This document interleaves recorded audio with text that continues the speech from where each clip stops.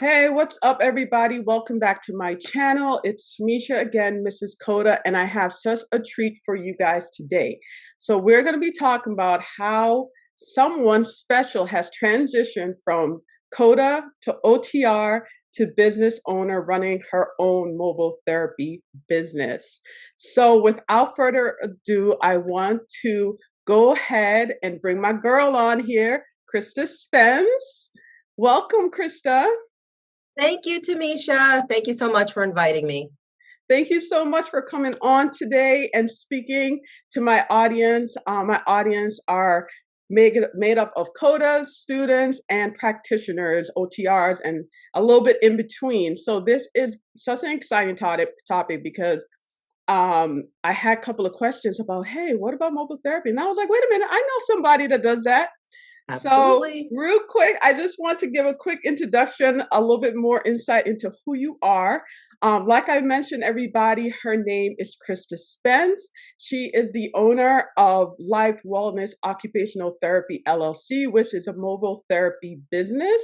It is outpatient service, and she services young and older adults in New Jersey as well as Pennsylvania. And she is also currently working on her doctorate. So she is a busy lady.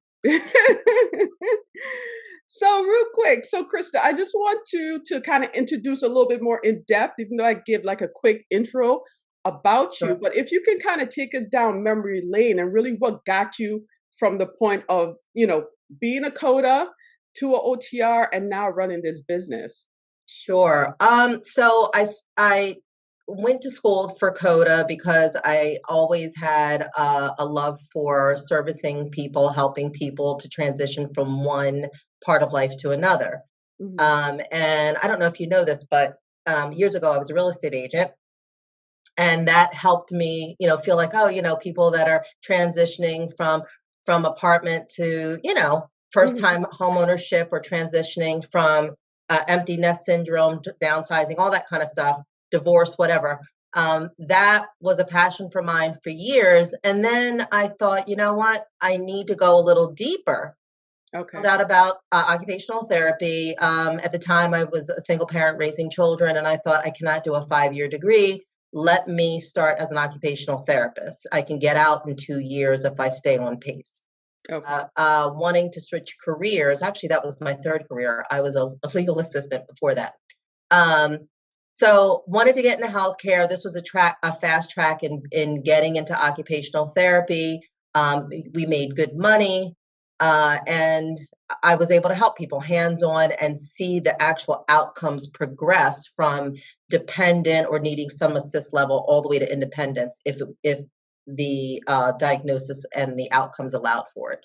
So Okay. that's how I transitioned into that. Now, it's funny, but not even a year into that, I remember calling my fieldwork coordinator and I said, I think something's missing. I don't even know if I made the wrong decision. Oh And she's like, no. well, what's going on? And she Yeah. goes, I said, well, I feel like there's all these missing pieces that I have questions to.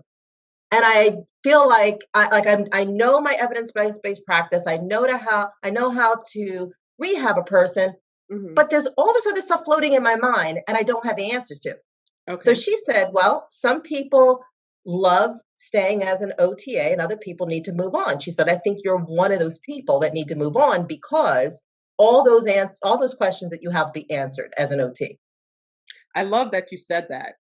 Just to kind of like jump in there, I love that you said that because, like, me personally, I love being a coder. Like, I'm perfectly fine with like Absolutely. just focusing on treatment. But yeah, that it makes a lot of sense. Like, if you want Yeah. to really know more and do get more of the theory, it's a great Yeah, and I transition. felt like I was kind of annoying my supervising OT because I had this why, why aren't we doing? What if we did? And I think OT school actually answered all that, but because I didn't have any other college background besides the associates in occupational therapy, I Mhm. went back to Philadelphia University, finished up, got a bachelor's in health sciences to line me up if I started to feel so tired of school. I was thinking, oh, hopefully I can keep going.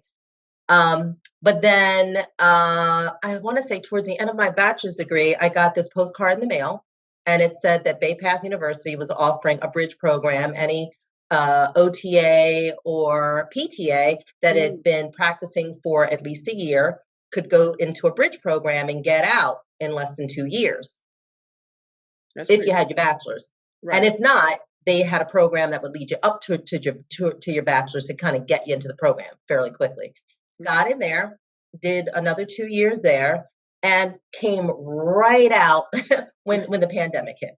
Oh no. So yeah. This is going to be interesting. I got to hear this. Yeah.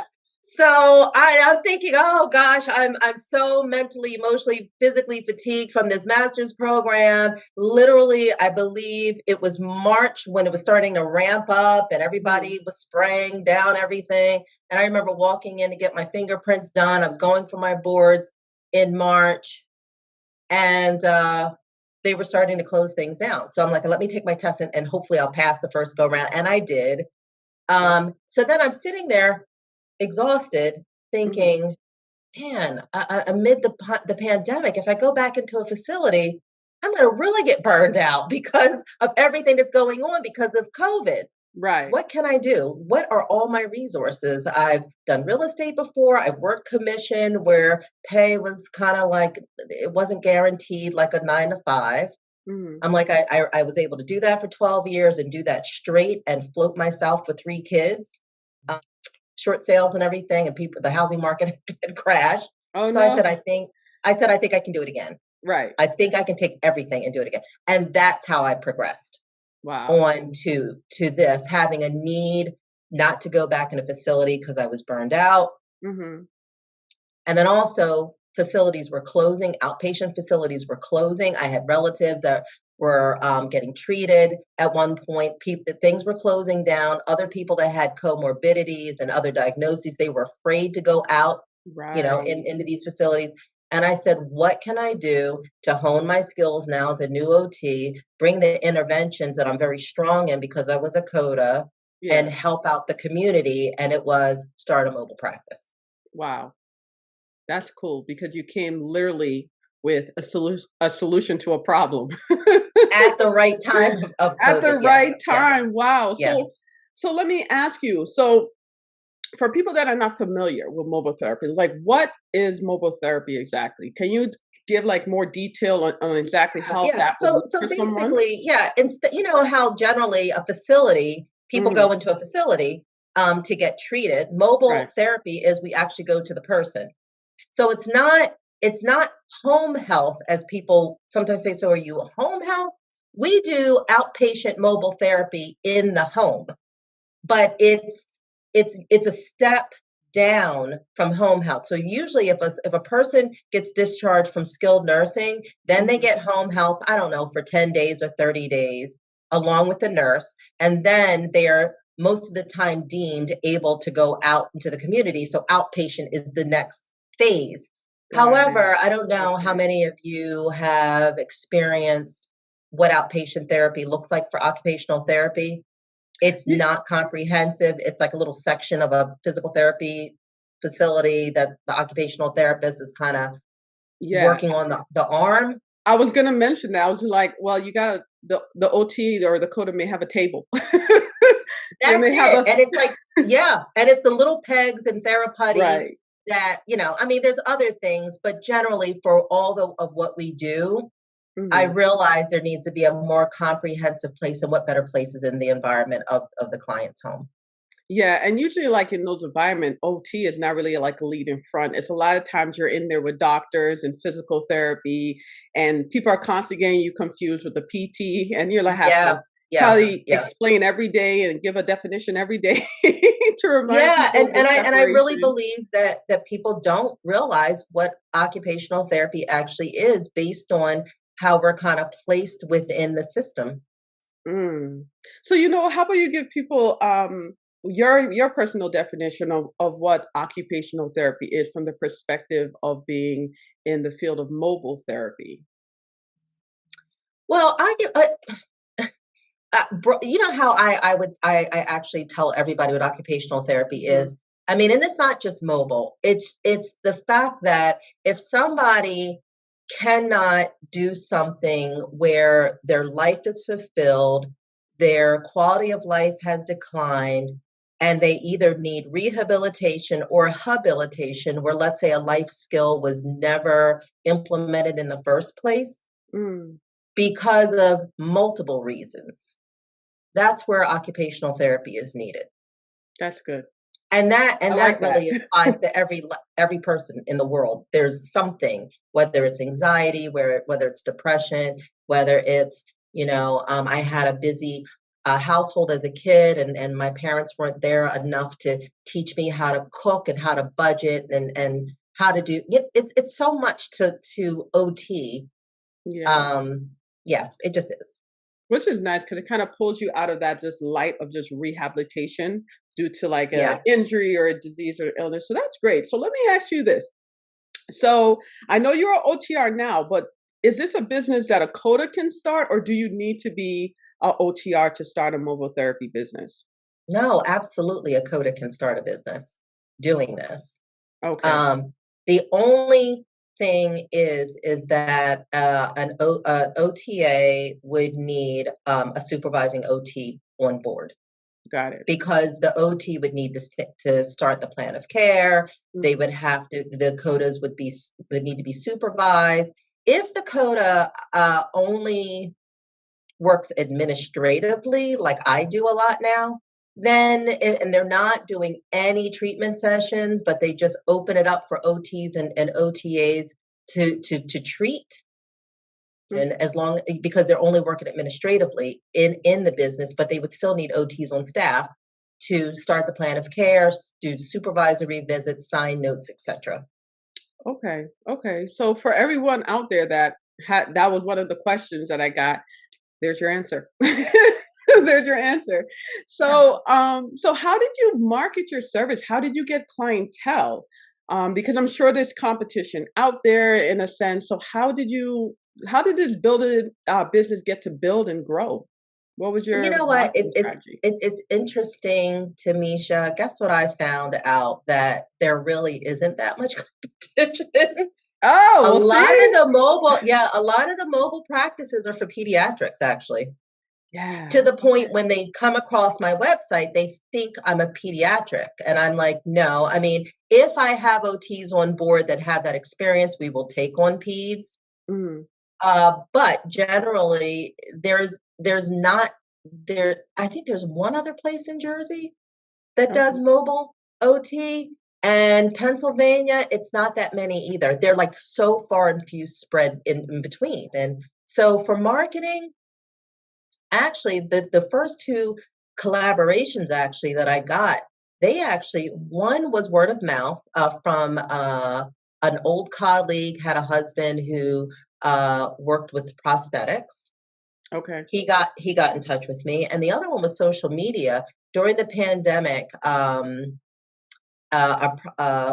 Or a prosthetic or robotic arm type company called me and said, "Hey, listen, we kind of do interface through virtual Mm, telehealth, and is there a way that you'd want to get trained, come on board?"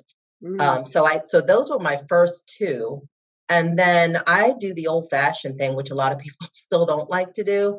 I pick up the phone and I make phone calls because I remember learning in real estate that either face to face or a telephone call beats an email or a text any day. And I right. think that is one thing that people feel like, oh, it's bothersome Mm, and somewhat I don't know. It's just uneasy. So, but I do believe when I can catch a person on the phone and they get to hear not only about my services, but they get to hear more about who I am and mm, my personality, it goes a lot further than just kind of doing Instagram, Facebook, yeah. emails. I mean, that's the safe stuff, but it doesn't, people want to work with a person, Got it. Right. Right. so that works best for me. I just took the old school way, and I'll still pick up the phone call or pick up the phone call. They'll say, "Hey, do you have anything you can send me?" I have flyers. I'll email a flyer out that I get professionally made, but it starts usually with a phone call.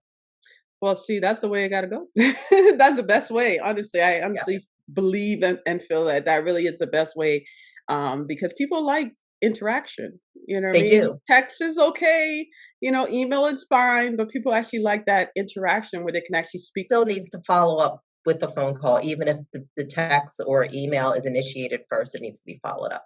Okay. Well, you mentioned your services. So, is this a direct payment system, or are you using insurance? Is insurances on board with this, or like what is the regulations there when it comes to like billing? Yeah, so um, we are credentialed with Medicare, and we're Okay. also credentialed with private insurance. It does take a process of getting what they call credentialed. Mm. That's the legal term for making sure that you're contracted in, so that if a person, let's say, is an HMO and you want to take HMOs, and most people do, I don't want to say most people, a lot of people have HMO because HMO is more affordable than PPO plans, that if you're not credentialed in with the company, then you can't take them. And Oh, and and because adults with disabilities or anybody with disabilities is a protected class, even let's say if you decided, well, I don't want to do Medicare, you still have to report that you're getting paid uh, okay. directly. Okay. That's the law, because they don't want people who may not know the legalities and the policies of insurance to feel like, well, I absolutely need services, but you're not going to see me if I don't pay you out of pocket, but you're not willing to take my insurance, but I'm paying into it. It's protected to the person paying the insurance. Okay. So that's good to know. So you do accept insurance and you do pay and you do also accept out of pocket payments. Yeah, because there's reasons why a service may not be covered. Let's say it's Mhm. more wellness. Okay. Let's say they are working with another discipline right now. Let's say physical therapy, and you have to, like, you can't, like, PT and OT has to normally come from the same company. Okay. So if there is a PT that they're working with that they love, but they really don't like the OT staff, and they will pay out of pocket at that point, Okay. you Okay. know? So Yeah. that's interesting. That's really interesting because I always wondered like how does one really figure out all this insurance stuff? Like did you just call these different insurance companies and say, "Hey, this is my business model. Do you have provision for it?" Like No, how does that work? well, actually, with people 65 and older, it actually starts with I don't want to say 65 and older. Mhm. Somehow you have to get in the Medicare system. Okay. Once you're in the Medicare system, because the Medicare system is the big umbrella for all the Advantage plans. Mhm. Once you get credentialed with them, then but you have to apply for every last insurance that you want to be contracted with, and it does take time. Sometimes it takes 60 days, sometimes it takes 90 days, sometimes it takes 120 days because you did something wrong, and they'll tell you don't call for 30 days while we're processing, and then you find out you did something wrong and you have to do it, make the change and Right. then wait again. Okay. um So it but really is but but I starting will with Medicare. Ye- yeah, you have to start with Medicare. I mean, and there's different things that you need to get in place Mhm. before you apply for Medicare, which Okay. isn't hard. It really isn't. It's just knowing the stages and steps to it. Okay, so it's pretty much just finding out your rules and regulations for your state. Because I'm just wondering if it doesn't seem, in my opinion, I don't know, you'll know better, but it doesn't seem like every state may accept mobile therapy from OT, or is that some because it just seems like it's so new. Maybe it's just new to me, or I don't know, but Well, it's so definitely something new that I've learned of. well, you know what? Basically, mobile therapy is outpatient therapy. Okay, That's all that it is. It's just where is it where is the therapy taking place? Is it in a facility or is it in a home? got it. And so when I got credentialed, I made sure Medicare understood that it's outpatient mobile occupational therapy where I am not home health. I am in the person's home. It's just outpatient. And I Yeah. tell them because there's frameworks in our therapy that says that the environment is probably the best place. The client's environment is the best place where you can actually rehab a person to Hmm. success, because you're looking at all the dimensions of everything that the person's having trouble with at that point, Yeah. and not simulating. Yeah. I love it. I love it. I think that's so great. So, can you take us through like a day-to-day schedule? Ooh. Uh, well, so last year I was running around in my vehicle seeing patients basically by myself. And then I Okay. realized quickly that you can't see but so many patients if you're mobile, because if I'm licensed in the whole state of New Jersey and the whole state of Pennsylvania, it takes time to drive. So Right. driving somewhere could take you a good hour. I mean, at one point I was going up to 2 hours because I did not have anybody in that area. And I was thinking, all this stuff is so new. The next thing that I don't feel like right now is trying to figure out how to hire somebody. I thought, you know what? Let me drive. I can practice with my evals because I was a new grad OT too, Hmm. and then when I feel more comfortable, I'll start the hiring process. So up until fall of last year, I Okay. was taking on my own caseload, and I think around there, I hired my first occupational therapist actually to take the place of the drive that was 2 hours away, because that, after a few months, grew old fast. Yeah, I bet. Um, yeah, Especially so with gas she, prices now. oh yeah, yeah, yeah. So she took them, and then it gave me more time to sit in the office and figure out how do you do the hiring process. And then I hired, I think, 3 other people by the end of last year. And so now my day-to-day task is more administrative, because I Okay. have PRN, occupational therapists, and COTAs out about in Pennsylvania and Jersey. So my daily task will consist of, and it's not every day because these things change, but supervising occupational therapy assistants, meeting them, virtually or either over the phone for a quick meeting for the plan of care, meetings with OTs on the status of clients and future plannings of continued services. Yeah. Like I said, hiring. I train on the EMR system that I'm currently using, so that we're getting everything into a HIPAA compliant documentation system and upload it, so reimbursement and claims can go out.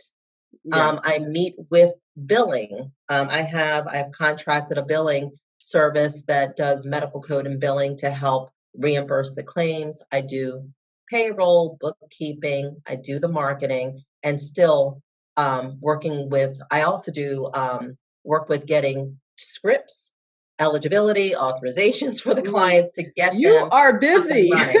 It is, and then You are starting so busy. school. Wow. I'm Yeah, amazed at and how you're doing all this and still it, can it occasionally do treatments at the same time too. That I is do. I awesome. do.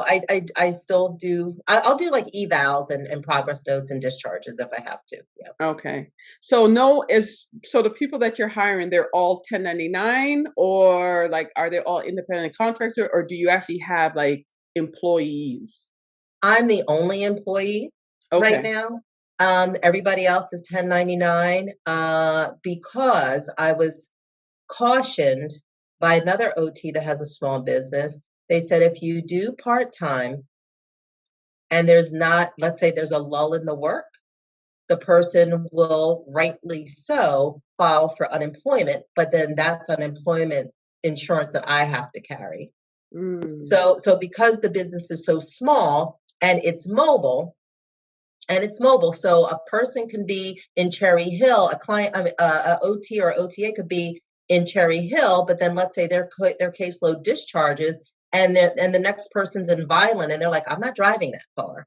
Mm. So right now it has to be per diem until I market to certain facilities that are in a certain area, Mhm. and I've got the contract for that building, let's say, and I know that I can keep OTs and OTAs in the facility a lot longer, then it can turn into part-time or full-time. Wow. Wow. Yeah. So I'm definitely looking forward to jumping back in once it's in my area for sure. Um, I think your whole just motivation and drive is absolutely amazing. Oh, thank you. I'm sure the viewers is going to agree for sure. So, if you can leave just like a little advice to somebody that's really thinking about doing this or want to be contracted into doing this, what kind of little advice or just would you say to that person that's a little scared and they're not sure? What would you say? I would say do it. I would say do it Yeah. because, I mean, you gotta have a trade-off somewhere. Mhm. Like for me, I worked in skilled nursing and I was so burned out. And this is hard work, but it's different. It's Mhm. different. I mean, and I feel like at least with the mobile occupational therapy, you are doing more of what your textbooks told you that you should be doing. And you're not dealing with the policies of those facilities that are putting time crunches and group sessions back to back to back when a person can't even put their sock on, but they're doing a group because they've got to meet their budget and all kinds of stuff that's going on at times in there. Um, I That's would say great. do it. That's great. So, how can people get in touch with you if they're like, I want to jump on board or they want to learn a little bit more about you? How can they reach you? Well, they can always call me Okay. at 215-518-8585. That all of my information is on my website at otwellness.com. They can call me, text me. I still have the real estate agent mindset where Uh-huh. my cell phone is attached to my hip. And even though we don't treat business, we don't treat clients 24 hours a day, I do keep my cell phone on and we're texting like 10, 11 o'clock at night if that's the only time that we have Mhm. time to text. I mean, that's how I ran my real estate business too. Okay. Um, they can also schedule a free consultation through Okay. my website. They can just schedule right on there. Okay. Or they can follow me on Facebook or Instagram and just shoot me a DM. We're also on LinkedIn. So you can send me a message through that way. Awesome. Awesome. Well, thank you so much, Krista, for just taking the time out of your busy schedule, which is super Absolutely. busy, just to jump on this call. For everyone that's watching, I will definitely leave the information and the link to her uh, social medias, her website, all of that good stuff. So you can find her. You can reach out if maybe family members need services and you're located in the Pennsylvania or New Jersey area. Definitely go check her out. Thank All you for right. that. Well, thank you so much for your time. I appreciate it. Oh, you're very welcome. All right. Thank you. All right. See ya.